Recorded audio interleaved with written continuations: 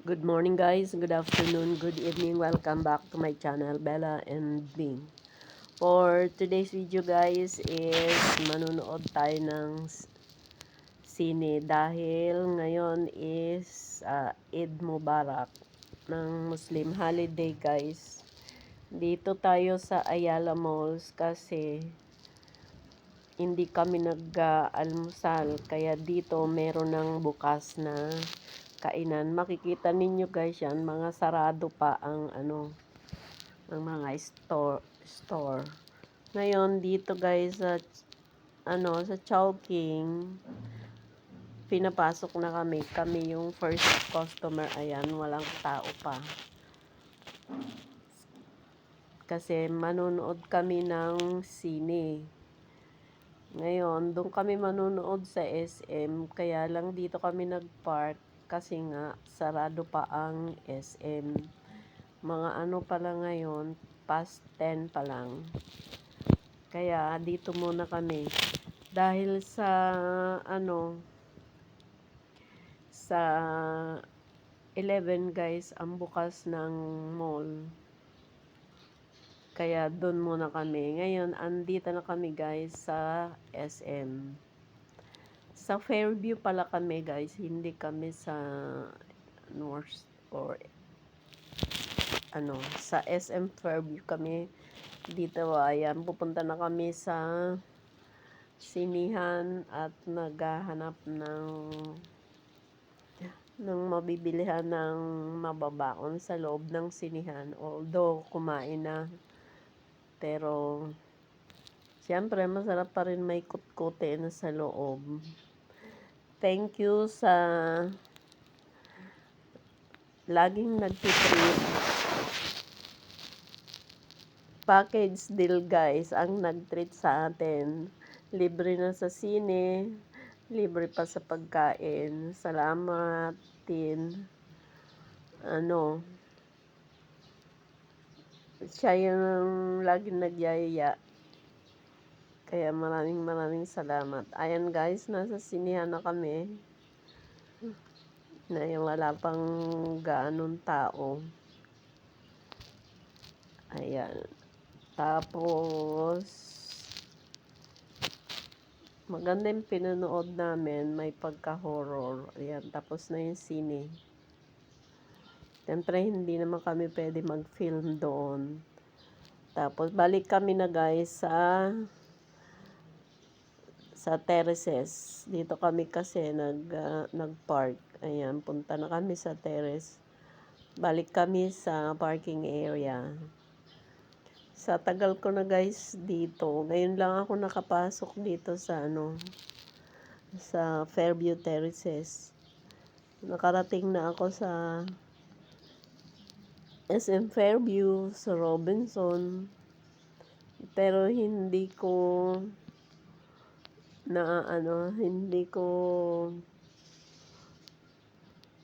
napasok yung terraces. Hindi ko alam kung bakit. Basta madalas kasi sa SM or sa kasi sa Robinson, may mga government extension kasi ng government offices katulad ng DFA, mga NBI, tsaka ibang mga government agencies na pinupuntahan ng mga tao. Kaya nakakarating ako guys sa Robinson. Tapos sa SM naman, pagka nadaan ako ng Fairview, mas kasi accessible kasi sa sasakyan. Tapos tatawid pa ako pagka mag-terraces ako. Kaya hindi na ako hindi ako nagpupunta ng terraces. Doon lang ako lagi sa SM or minsan sa Robinson. Ngayon lang ako nakaikot. Ang mga Ayala Malls guys is karamihan ng nila may garden sila. Kumbaga inaano nila na yung nature friendly. Tapos dito, wala silang department store. Katulad sa SM na may mga department store na merong yung for men, tapos for women, for children's, ganon.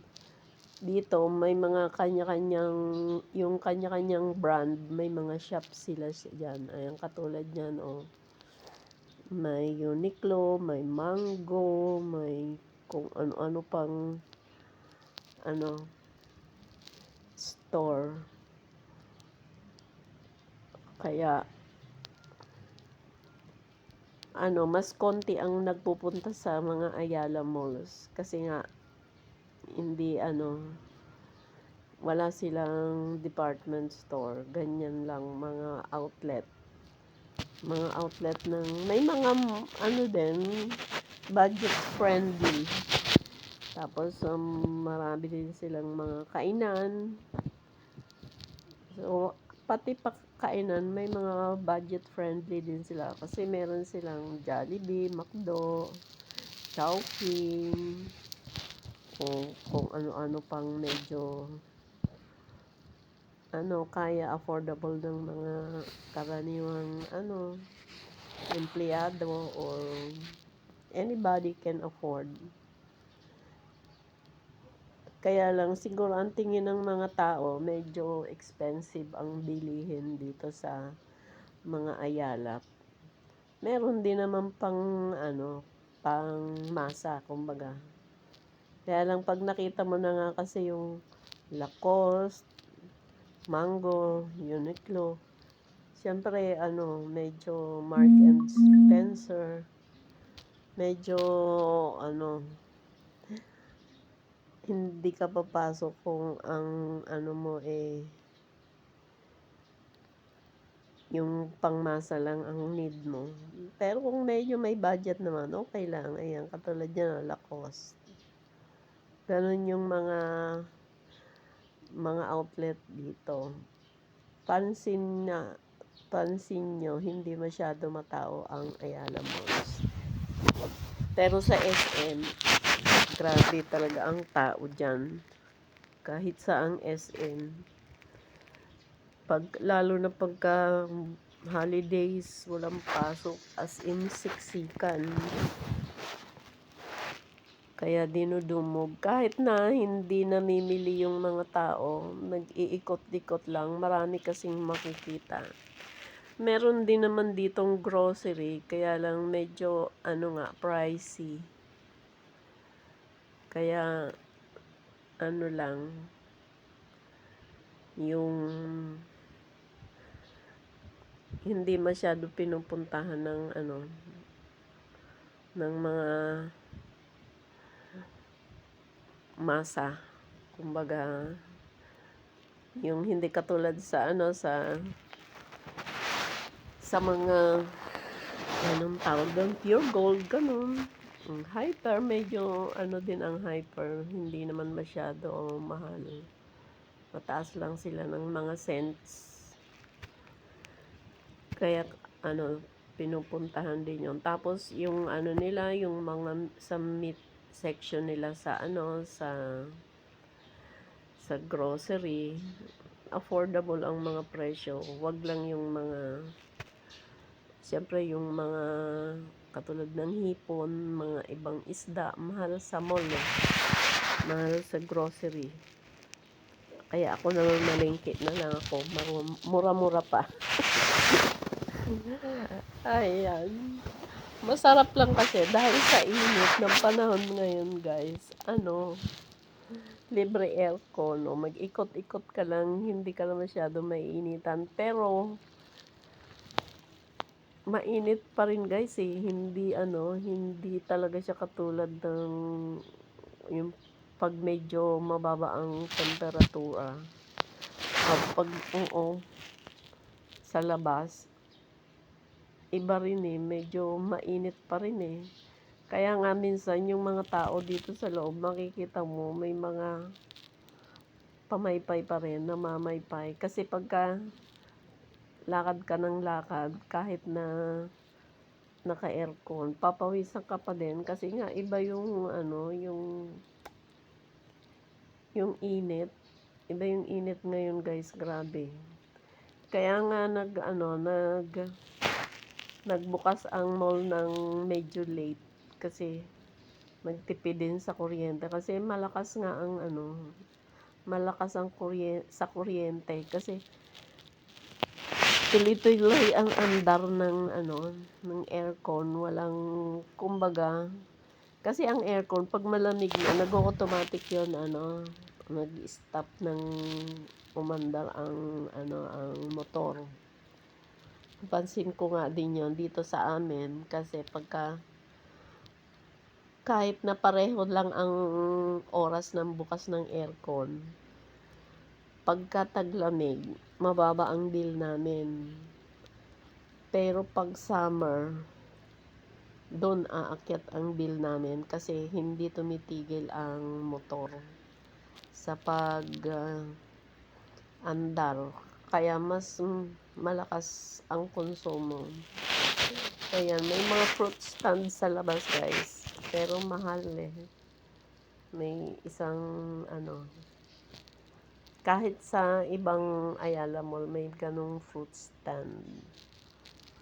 Kaya medyo nagutom ka, pwede ka bumili doon, magmuta kain-kain ka habang naglalakad. Ayan guys, malapit na kaming lumabas kasi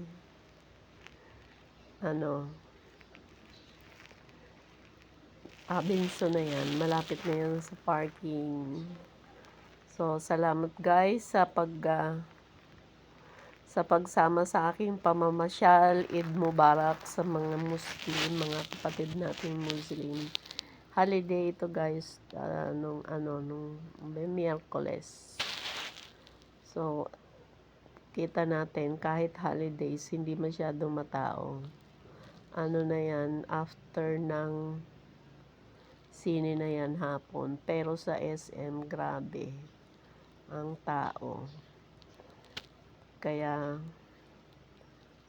okay lang. Mas maganda naman mag-ikot-ikot ang hindi siksikan. Bye-bye and see you in my next vlog. Nandito na tayo guys sa parking. Malapit lang ng park, ng labasan yung nakapark. Bye-bye and God bless everyone.